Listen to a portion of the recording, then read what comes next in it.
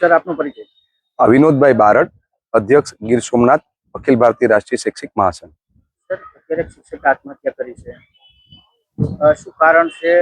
ક્યાં ગામના શિક્ષક હતા, ક્યાં ફરજ બજાવતા હતા? દેવડી ગામના વતની હતા અને છારા કન્યા પ્રાથમિક શાળામાં શિક્ષક તરીકે ફરજ બજાવતા હતા અને બહુ સારા શિક્ષક તરીકે આખા કોડીનાર તાલુકામાં એની છાપ હતી અને બીએલઓની ભારના કારણે સરની જે કામગીરી છે એમાં મહત્તમ પ્રેશરના કારણે તેઓએ સુસાઇડ કરી છે।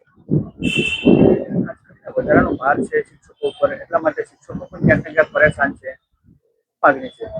અખિલ ભારતીય રાષ્ટ્રીય શૈક્ષિક મહાસંઘ ગુજરાત દ્વારા બીએલઓની અલગ કેડર બનાવવામાં આવે, વોરંટ ઇસ્યુ ન કરવામાં આવે, નોટિસ ન કરવામાં આવે, શિક્ષકનું માન સન્માન જળવાય એ રીતે તંત્રને વર્તન કરવા માટેની રજૂઆતો અમે કલેક્ટરશ્રીને આવેદન દ્વારા કરવામાં આવી ચૂકી છે।